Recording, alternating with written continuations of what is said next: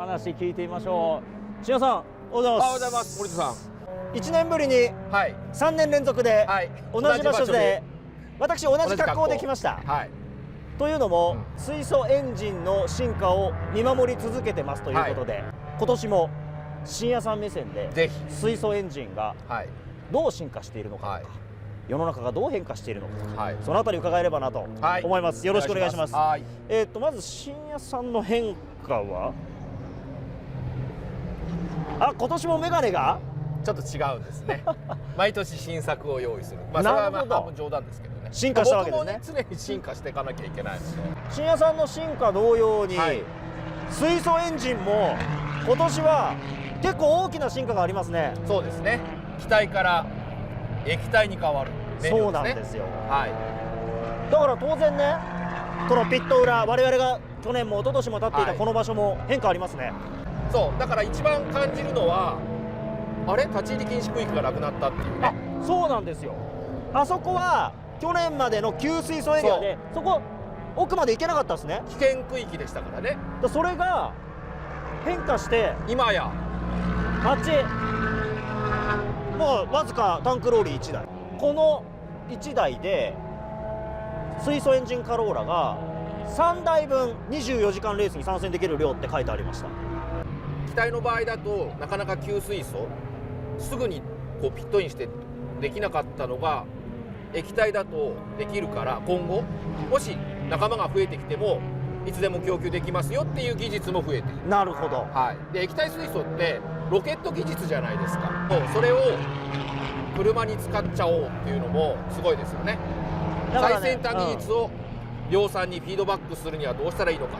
なかなかやっぱロケットの技術っていうと、はい、もう一般の世界からは程遠くて、はい、そんな量産みたいなところとは結構距離があったものですけど、それってちょっとずつ、いやちょっとじゃ急にギューッと縮めた感じですよね。この今回のね、気体から液体への変化っていうのは、はい、最初話を聞いた時はどう思いました？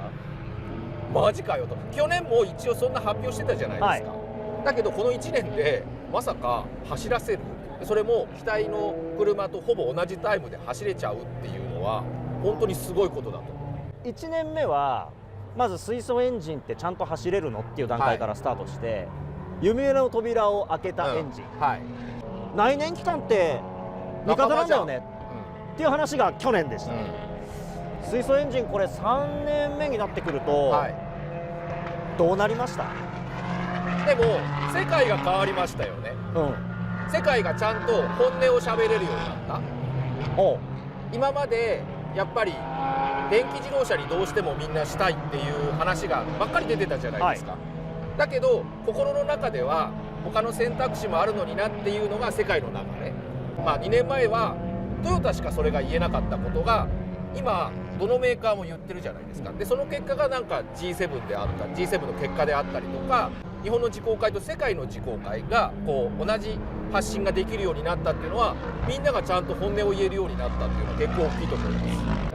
秋尾会長が言ってる現地現物って本当にみんなを動かすんだなっていうのが分かりますよね。やってみせる。はい。でだから僕らも現地現物でこう見てるからその進化が分かるっていうのがあると思うんですよね。特に今回日本の自動車メーカー5社集まってるんですけど、なんかこの場にいないともう時代遅れみたいなそういう印象すら受けちゃいますよね。でやっぱり日本の自動車メーカーのすごいところはもちろんモータースポーツ、もちろん、あと新車販売も含めてそういうビジネスの面ではライバルなんだけど、やっぱりカーボンニュートラルという目的に対してはみんな仲間だっていう意識がすごい明確に出てますよね。戦うところと一緒に協力し合うところをちゃんと分けれるっていうのはすごいかもしれない。じゃあ最後にですね、この液体水素に変わったチャレンジ、結構ドライバーの方たちに話を聞くと最初よりも大変なチャレンジなんじゃないかっていう声をよく聞きます。信也さんはこの24時間レースどういうふうにご覧になりますか？やっぱりね、余裕しかないんですよ今年も。なぜならやっぱり2年間チャレンジしてきた実績があった上での積み重ねなので、今までのこう先が見えないとかわからないじゃなくて見えてる中での挑戦だから、多分ゴールは見えてると思います。もちろん何かもうレースなので絶対トラブルは起きると思うんですよ。で当然なんかルーティンで何か変えなきゃいけないとかっていうことも起こるかもしれないけど、でもちゃんと未来は見えてる。未来は見えている。24時間耐久レース、例によって深夜さんはいますよ、ずっと寝ない。だって何が起こるか分からず寝ないで見てる。今年もじゃあよろしくお願いします。ありがとうございました。ありがとうございます。